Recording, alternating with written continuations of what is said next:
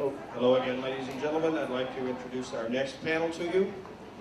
And in doing so, I'd like to introduce to you Rita Henley Jensen, who is the editor-in-chief and the founder of Women's E-News. Please welcome Rita Jensen.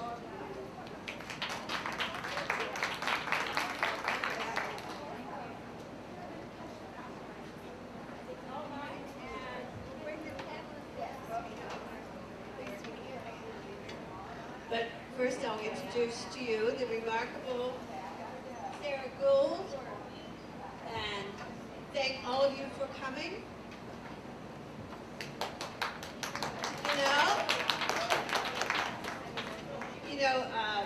I don't know how you're feeling, but I'm feeling like even though women are 51% of the delegation, it's not like we're being heard that much. I don't know, are you having that feeling? So, yes, so thank you so much for coming. This is all about women being heard. Women's E-News is a daily online news service, and we are partnering with Sarah Gould and the wonderful Ms. Foundation to begin this conversation. So, I have the privilege of reading you a little bit information about Sarah because not all of you know her and have had the chance to. So this is an opportunity to get to know not only her, but the Ms. Foundation. She's the executive director, right? Yes, see? President. This is why journalists always need editors. The Ms. Foundation is engaged nationally, building women's power to drive social change. The organization is working for policy change and cultural change across the broad areas of women's health, economic justice, ending violence, and building democracy. That sounds like she's in the right place, right?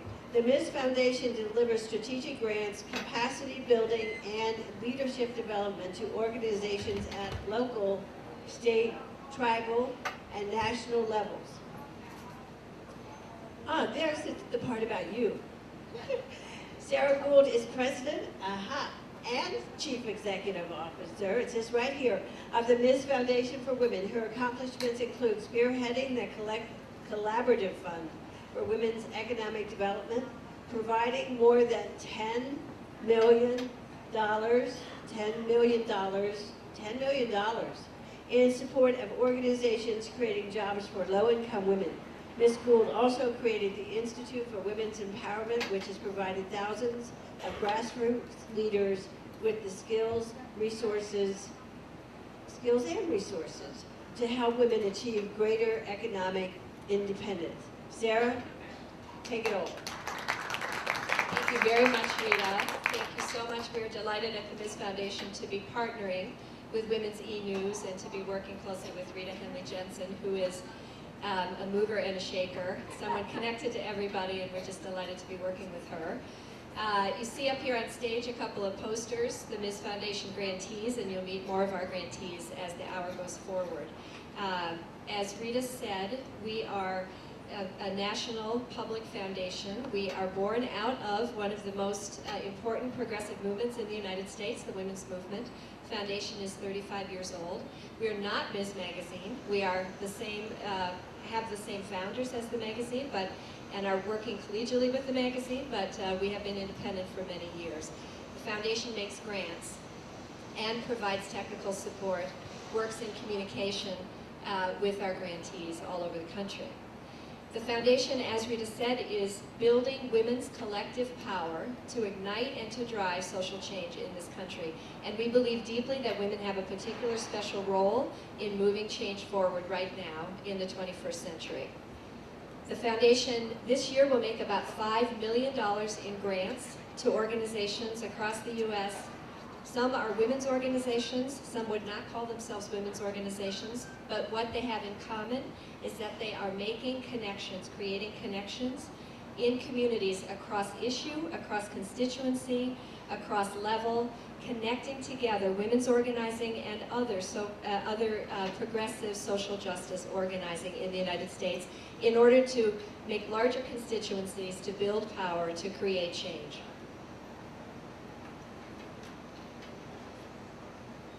foundation works squarely at the intersection of race, class, and gender, and that's what makes us unique among public foundations. And we work to provide financial support to build capacity, to raise the visibility of women at the grassroots level, and to raise voices that are not heard in the public debate, not only about women's issues by any means, but about all issues that are important in our society. Women are active on all issues, and their opinions, perspectives, their life experience have been really absent from the public debate about these issues. They are working on behalf of their communities, but again, not only women in their communities, but their women's families and the community as a whole. And what this panel is really about is to say that women's solutions that are being developed at all levels in our country are the solutions that our country needs. That the life experience of women, which has not been present at policy-making tables at any level in our society, as that life experience becomes active at tables, we will develop more inclusive solutions that matter to our entire community. And we'll be meeting the needs and bringing forward the leadership of more people in our society, creating and building our diversity. So what makes all the difference in understanding this is learning about women's stories, knowing their stories, and hence this panel that connects journalists and activists and national leaders to talk together and with all of you about women's stories at the community level. And of course, women are active at the national level as well.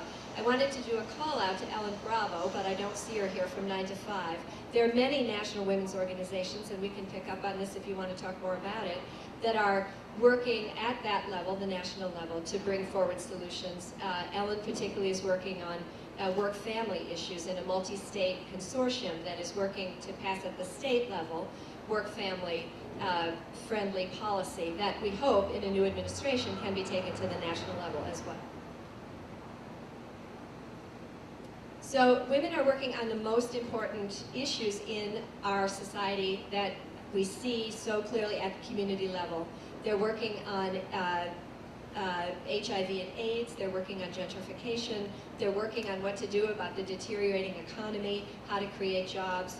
They're working about the school-to-prison pipeline that is developing in too many of our communities. Women are active on all these issues, and again, making connections with other social justice organizers in order to build larger constituencies.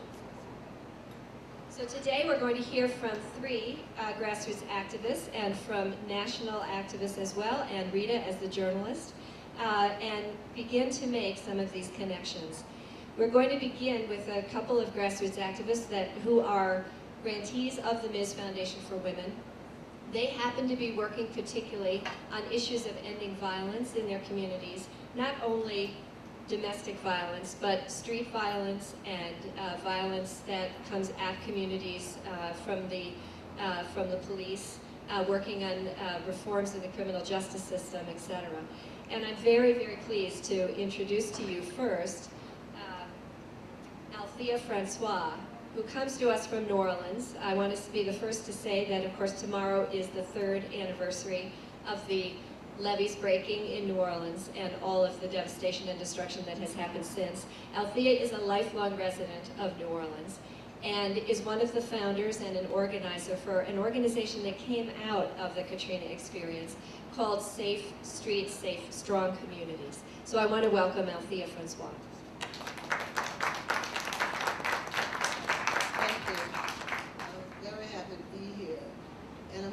Start off with a quote from October 2007 Counterpunch article, All Dressed Up and Nowhere to Call Home, Black Ties and Bulldozers in New Orleans. At last week's annual Congressional Black Caucus Conference, Louisiana Representative William Jefferson hosted a panel entitled Recovery by Whom, for Whom. Invited speaker, Mayor Ray Nagin, answered Jefferson's question as he auctioned off New Orleans to the audience, stating that the city is undergoing the biggest economic development in history. The prices of homes and even hotels are still and deep pockets were invited to swoop down and take advantage of the still struggling New Orleans.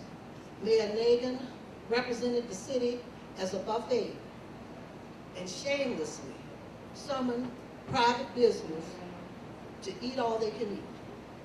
He called on them to take advantage of the smorgasbord that is New Orleans. There's enough for everybody. Everybody except the hundreds of thousands of still displaced people. They're predominantly black, low-wage workers, the disabled, the elderly, and all of them are poor. The criminal justice system in New Orleans was in crisis long before Katrina devastated our city. The system cost citizens their lives and taxpayers millions of dollars every year, while it failed to keep our citizens safe. This resulted in our city having one of the highest murder rates in the nation and left communities devastated by violence.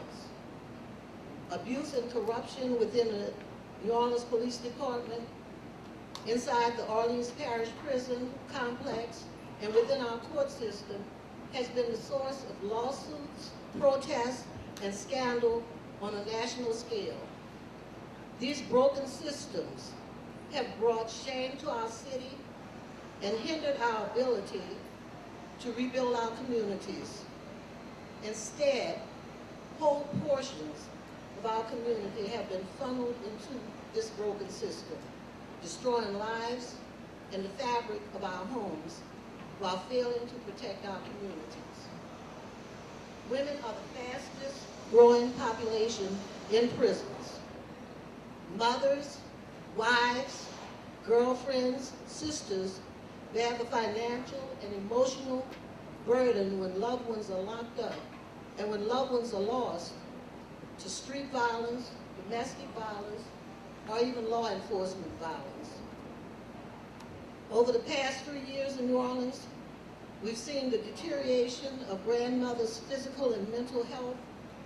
Many younger, single, working mothers must work 2 jobs and care for their children with little or no benefits. Many women have not only joined, but are leading the fights for affordable housing, health care and hospitals, schools and education that uplift our children, decent wages, and benefits to live and support a family and communities that are safe from all forms of violence. New Orleans is out of step with effective ways to solve public safety problems. There are sensible solutions that can make a difference right away. Like the city, the New Orleans Police Department is in desperate need of repair. Safe Street Strong Communities organizes New Orleans citizens and connects with allies locally and across the nation to work for policy changes that would force New Orleans Police Department to prioritize public safety by focusing on crime prevention strategies, utilize effective responses to crime based on best practices with proven track records, be accountable to the community it serves, contribute to building healthy communities by partnering with those communities to develop solutions to crime and violence, and actively eliminate corruption, misconduct, and abuse that is now sanctioned by the current criminal justice administrations, that's the police chief, the courts, and the criminal sheriff. Hurricane Katrina events on tomorrow, there are several community events, not only in New Orleans, but in sister cities across the nation.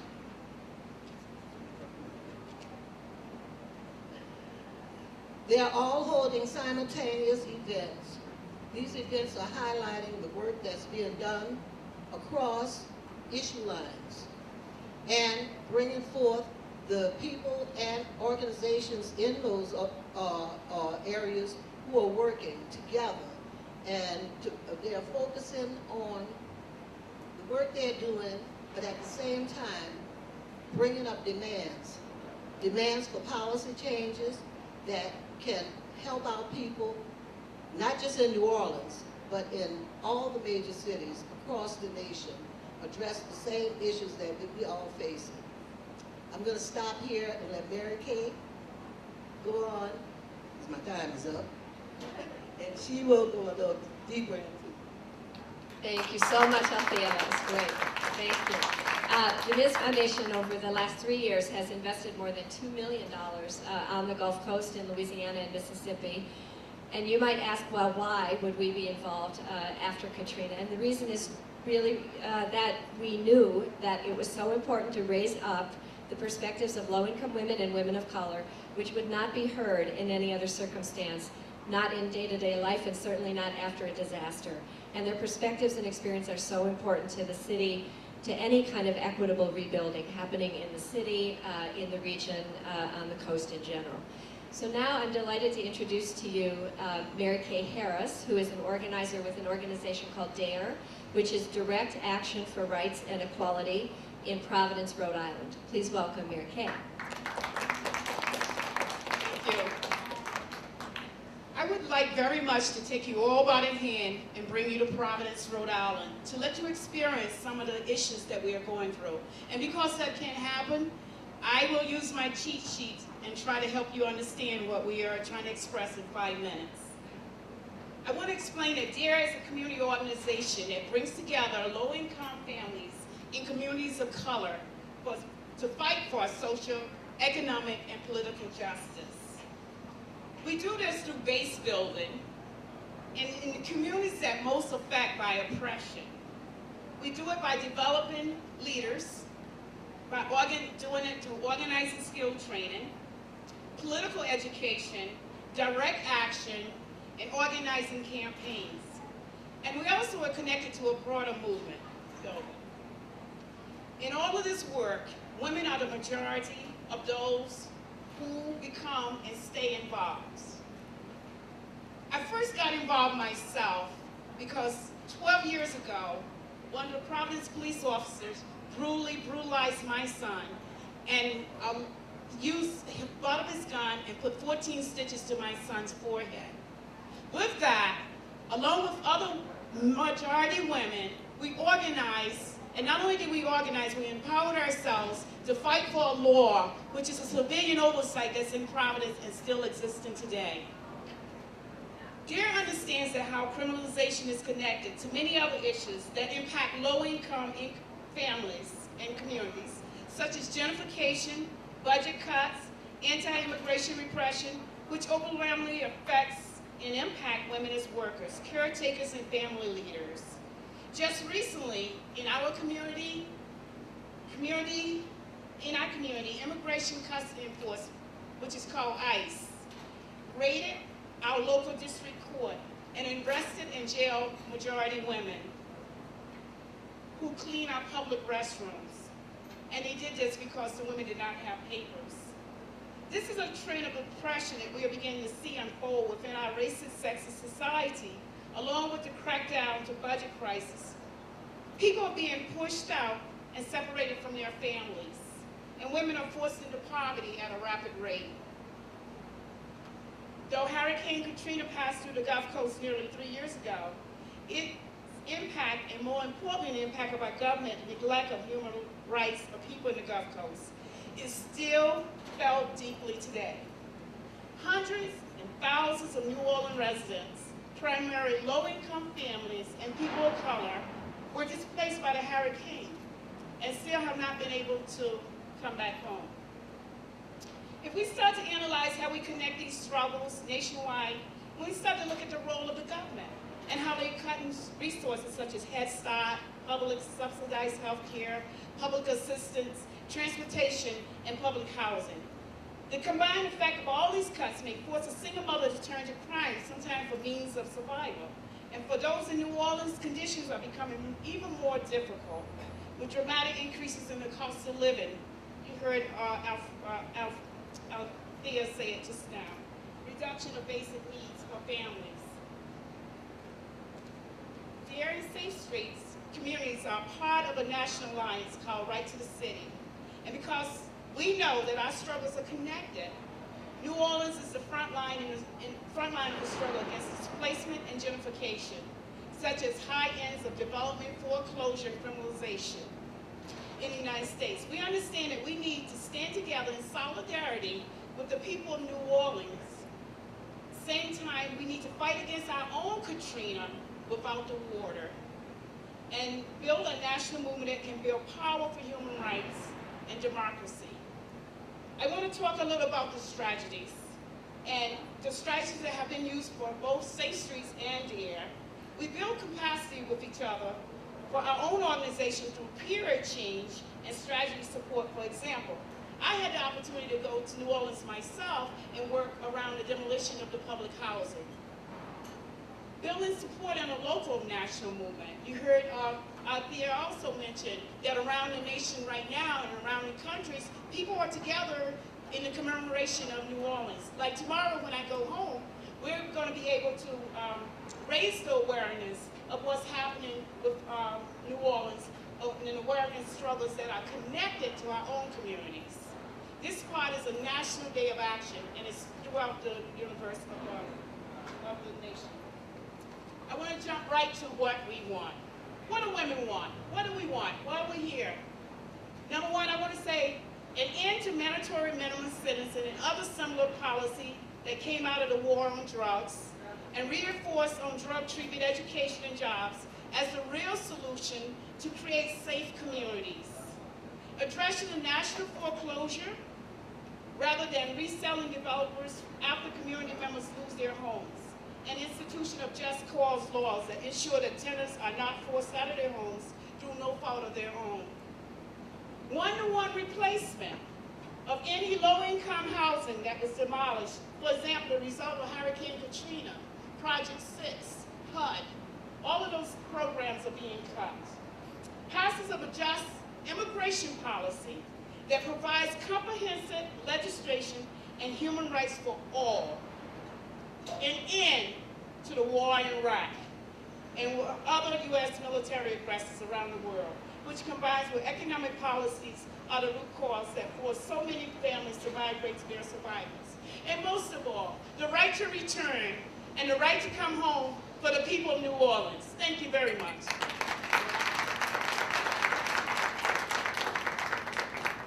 Thank you very, very much, Mary Kay. Now we're going to move to a second part of the panel, which Rita is going to begin. Thanks. Hi. Some recent arrivals. Rita Henley Jensen, Editor-in-Chief of Women's E-News, which is a daily online news service that you all have to subscribe to. It's free. And then we have the remarkable Liz Abzug. Let's have a round of applause for her. She made it. She's an Obama delegate, so she was a little late. She had a caucus meeting this morning. So thank you, Liz. And Liz is founder of the Bella Abzug Institute. Thank you. And I have the introductions of the other two panels. But first, we should give a shout out to another later arrival. You want to say hello to Ellen Bravo? Ellen, can I ask you to stand up for a minute? This is Ellen Bravo, who's working so much on policies at the state level that we hope will come to the federal level for working families. And Ellen will be with us. We're going into a breakout session at 1 o'clock. We hope some of you can come, and Ellen will be with us then also to talk about her stuff. So as founder and editor-in-chief of Women's E-News, I would say what women want is to be heard and to be present, whatever the issue, right? And I think that that's what both of you are talking about.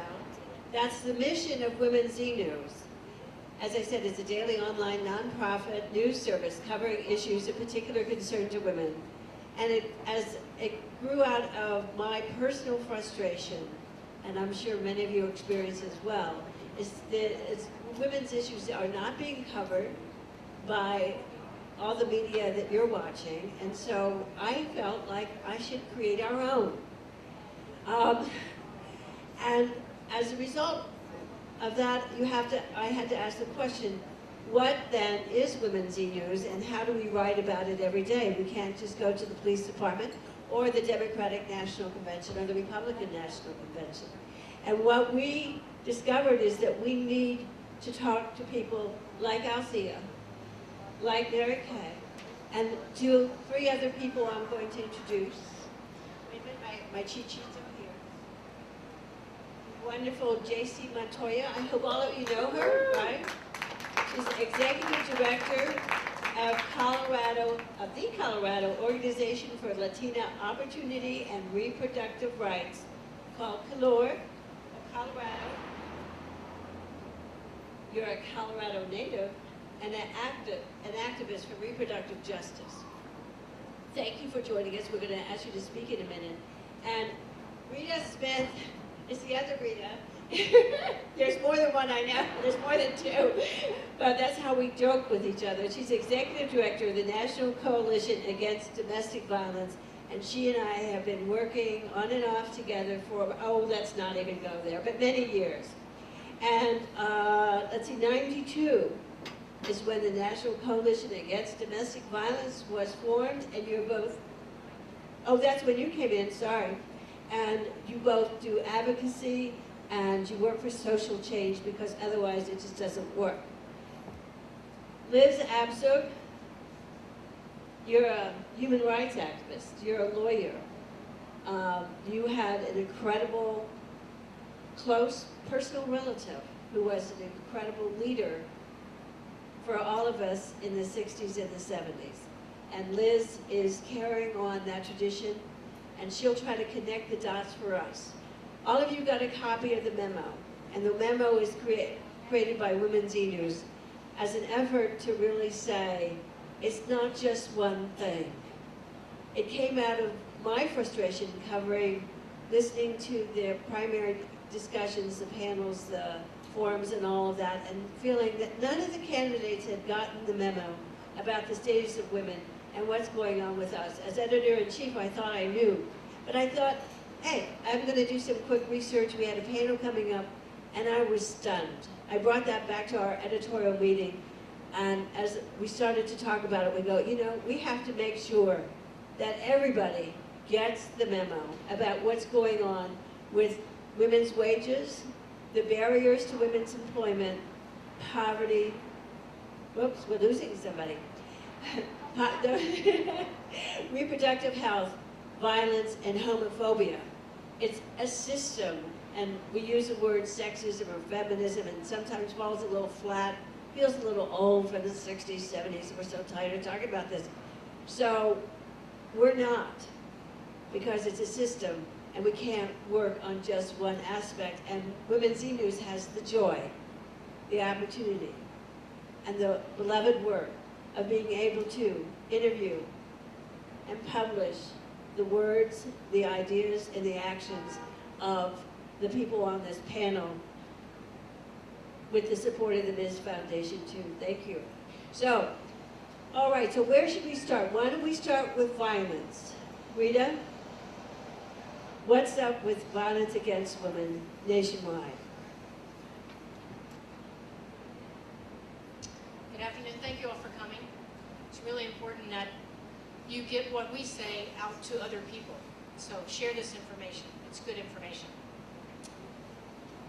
Domestic violence impacts 1 in 4 women in this country. It is also internationally an enormous problem. The United Nations, UNIFEM, has taken this on as an issue because it impacts everybody. They've done studies. It's just enormously important. If we're going to have safe communities, we have to have safe homes. 1 in 3 million women in this country are physically assaulted each year. Females aged 20 to 24 are actually at the highest risk. So it starts very early. As a matter of fact, I just recently read a study that says tweens are actually experiencing physical violence in relationships. So if you have children, pay attention. Pay attention to what they're experiencing. Help them understand what healthy relationships are about, because we have to stop this interpersonal violence if we want to stop community violence. About 1/3 of female homicide victims that are in recorded in police records are killed by intimate partners. So it's a huge cause of death for women, probably one of the highest causes of death for women in this country. And the cost of domestic violence through loss in workplace, healthcare, is about $5.8 billion a year. So we can impact all of our lives positively if we reduce violence in the home. The impact on children is phenomenal. It impacts them in huge ways. You can survive domestic violence, but you can't ever forget. So it's something that we need to really help other people start to learn not to do. And men have a really particularly important role in this. The National Coalition Against Domestic Violence was formed in 1978, so we're celebrating our 30th anniversary this year. We've made enormous progress over those 30 years. We've got laws passed, we've got people who have been very supportive. Senator Joe Biden has been an enormously powerful advocate within the congressional delegation to help us get the Violence Against Women Act passed, and a real champion on this issue. So we need people at all levels, community levels, all the way up to the national levels. But I think it's really important that we start to recognize that men can actually help us stop this violence. Men can talk to other men. Men can say, this is not acceptable. It's not acceptable in my neighborhood. It's not acceptable in my community. It's not acceptable in my church. It's not acceptable in my family. And if you do that, you can help reduce the amount of violence that women and children experience in this country. And I think you have a really important part in that, and I welcome you to learn more about this issue. As they were talking about in terms of Katrina, the impact on women and children and families after that devastation is enormous, particularly around violence. What all research seems to show is that after a disaster, domestic violence increases. The need for services, the need for help, the violence increases. And the problem is that in New Orleans and in the Gulf Coast area, those services were not available. And 3 years later, the domestic violence program in New Orleans has finally started to provide bed space. So for 3 years, they haven't had a place to shelter women who've had needs. So I think it's really important that we recognize what we can do to impact this. The impact on Native American women, both domestic violence and sexual assault, is enormously higher than any other population. So in terms of reservations and urban Indians, we really need to do something different about that issue. And I just want to close with recognizing that within the last day or two, one of the pioneers of this effort, the first woman who ever wrote a book about domestic violence in this country, her name is Del Martin, passed away.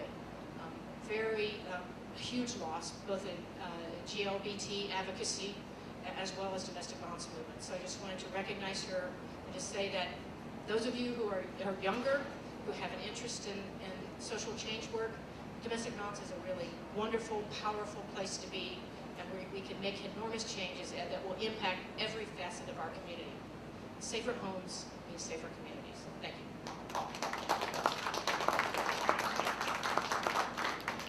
Thank you, Rita.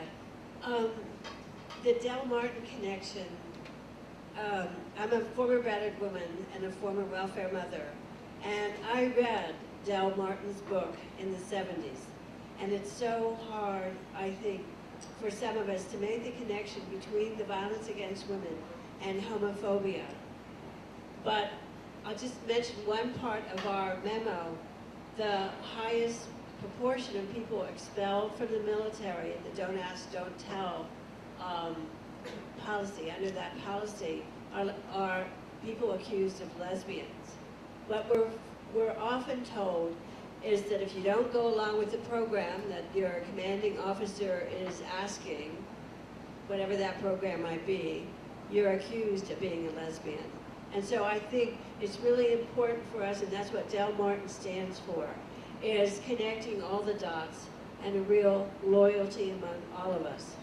And that's one of the issues, and sort of the way you approach your work in Colorado, as I understand. JC, will you want to start talking now about your work here in Colorado? Certainly. I'm really honored to be here with the Ms. Foundation, Colorado Organization for Latina Opportunity and Reproductive Rights, or COLOR, along with the Ms. Foundation, has been a leader in bringing together all of the issues that affect women.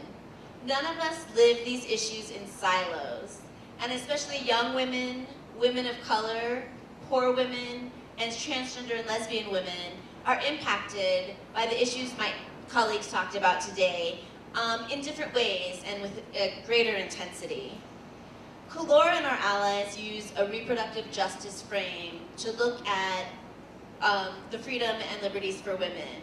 We talk about economic justice, LGBT rights, immigrant rights, economic justice, freedom from violence, and criminalization of women and families, among a multitude of other issues. This year in Colorado, we have a very unique opportunity to look at multi-issue organizing to ensure that the rights and opportunities for young women and people of color are protected. There are two amendments that will be on the November ballot. Amendment 48, the Personhood Initiative, would define a fertilized egg as a person in our Constitution. We also have Amendment 46, which would eliminate equal opportunity and affirmative action for women, girls, and people of color. COLOR is working in collaboration with our allies, not just to talk about abortion rights, but to talk about the large variety of implications this have, both of these initiatives, for women's health and opportunity. We're looking at issues like the impact on women's health, the interference of the government in personal family decision-making, and the right of families to do what's right for themselves, based on their circumstances and their values, not based on something imposed from the government. Our work to defeat Amendment 48 is combined with our work to defeat Amendment 46. We want the state to do what's right for all families, and Latino families, African American families, and what's right for women and families is right for everyone in our state. So we're saying vote no against Amendment 48 to protect the health and well-being of women and families. Vote no on Amendment 46 to ensure that young women and people of color have educational opportunities and job opportunities. And what's really interesting is our campaign is designed to resonate with Latinos specifically.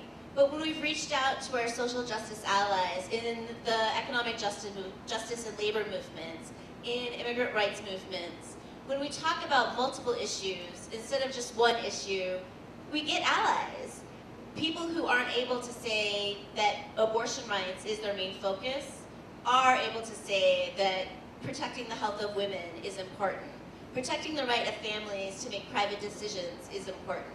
And so we've gone from being a Latino-based campaign to really being a social justice campaign. And that's what it's all about. I think each of our colleagues today have talked about the issues that impact us. I'm not just a woman, I'm a woman of color. I'm not a woman of color, but I come from a poor family who experienced domestic violence. All of those things together create who I am and create what policies I need and what women want our politicians to be focused on. It's working together, doing what's best for women, which is also what's best for the community at large, and not working in our single issue silos, realizing that reproductive justice isn't just a convenient way to organize our community, it's also an effective way to win elections. And so we're hoping that here in Colorado, our experiment, our test of showing that we can talk about more than one issue at one time, and people get it, and they want to do what's right for their families, can then show our colleagues in South Dakota, in California, and across the nation that we need to work together, we need to work across issue, and with that, we'll do what's right for families and what's right for women and men and our entire society. I'll pass it back over to Rita. Oh, wow, thank you so much. I hope most, if nothing else, comes out of this discussion is we get a much more coverage on the national and local issue of the two propositions, right? I learned about them. As I said, I'm editor-in-chief of Women's E-News, but who knew? It's so hard to know all that's going on and keep track of it. But you mentioned something very significant. If we work across issues, what do we need, Liz? We need leaders. And that's Liz's business, the Bella Abzug Leadership Institute, and you work on both the local, you have a great local program, and a national level. So Liz, will you take the mic? Yes, you got it. I want to thank the Ms. Foundation, Sarah Gould, and for hosting this, and Women's E-News, Rita Henley Jensen. You know, the last person who speaks always has the problem to try to not be redundant and to sort of give respect to all my fine sisters that are on the stage here. I just want to share something. I had a mother, Congresswoman Bella Abzug. She was one of the leaders, in my view, of the feminist movement of the 20th century. She was a congresswoman, for those of you who don't know, from 1970 to 1976, and had a lot to do with a lot of the women's rights legislation, Title IX, you know, and fighting in the Congress of the United States when it was very difficult to do so, along with her colleagues, other women in the Congress. But here's the thing. You've heard from amazing presentations on domestic violence, on reproductive rights, and how we need to cross-sectorally, as women and men, fight for the rights of half the population of this country. You've heard from women who have struggled, who are working in the trenches in New Orleans to deal with some of the worst devastation and yet the most empowering moments, I think, for your community in a certain way, in anything we've seen in our history, our recent history in this country, in terms of the devastation that happened to your community and the people, and loss of housing and loss of dignity, and this failure of this government to address it and to cut back all the necessary services that are needed for people's daily lives to exist. And it had a terribly disproportionate impact on the African-American community in New Orleans, and we salute you for fighting and pulling this and pulling the mandate together to try to bring the resources that are so needed to rebuild and to grow the community there. I just want to say that I came out of the convention as an Obama delegate for New York City, New York State. And I am a woman who is sort of sees things like the rest of my sisters here in a global and in a sort of interconnected way. I happen to be one of the things I do, I teach at the college level, Women in Leadership and Urban Studies at Columbia University and Barnard College. But I want to implore you, all of you sitting here, the women and the men that are listening to us today, that this agenda we have a lot of cleanup work to do and unfinished business as women in this country, and our pro-feminist men and our feminist men who work by our sides. What I mean by that is that we don't have equal pay. We have terrible violence against women. We have horrible homophobia that exists in this country. We have a disproportionate number of women and children who are the poor in this country. We have terrible health care and elder care benefits, daycare benefits, as we know, that don't provide for all of our families. And the truth is, we are also still not recognized citizens in the U.S. Constitution as being half of the population of this country, equal rights for equal women.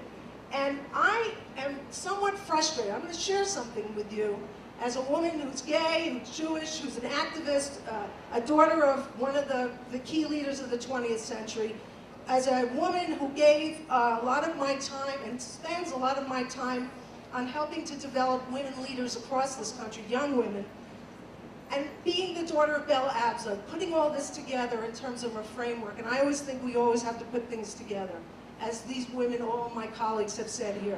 Here's the problem. We talk among ourselves. We know that our agenda is unfinished. We know that we are still earning women 70 cents on the dollar that men earn. We know that we are not half, even though we are more than half of the voters in this country. At this moment, women constitute 52% of the voters in this country. Our interests are still not represented at parity to the other gender. Now, my mother used to say, women and men have been doing things in pairs since Noah's Ark. All right? And I really believe that we have an enormous opportunity now. Look, the feminist movement and the civil rights movement through the candidacies of Barack Obama and Hillary Clinton, after 40 years of struggle for both the civil rights movement and the feminist movement, a little less in years in terms of the modern feminist movement, we're coming together now. We are coming together. We can't lose this election, and it's a very close election. Why? You all heard why. I don't have to repeat that because there have been a lot of speeches and we're reading it in the papers every day. But the women in this country have the greater stake and also, in my view, the greater responsibility, whatever age, whatever background, whatever color, to come to the polls. Why? Truthfully, men, we are the most reliable voters. And I'm here not just saying this as an Obama delegate because I'm saying it as an activist, as a feminist, as someone who is gay, who tells you that, and someone who believes in family, whatever families you are in, and believes very strongly in that. And families with my sisters in New Orleans and my other African-American sisters across the country and my Latino sisters and others, the Asians, that it isn't going to happen unless we get this Democratic ticket into the White House. And Biden, who is one of the writers of the Violence Against Women Act, we're lucky women because this man really gets it. And so does Obama, you know. But the thing is, our agenda is not even going to get completed and attained.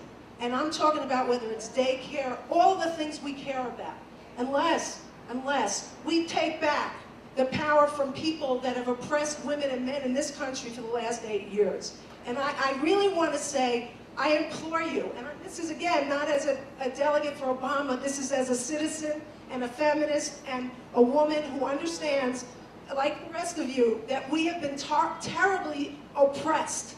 We have women and men in this country, working people, middle class, you all know that. We have lost so much of our daily existence, the quality of our lives, both domestically and internationally. And these women sitting up here, these women who are leading the fights up here, as well as all of you, women and men who are in the room, we need to take back our rights and to create and to finally finish the business that has not been achieved, particularly for women in this country who make up half of the population and who, listen guys, we got to share the power.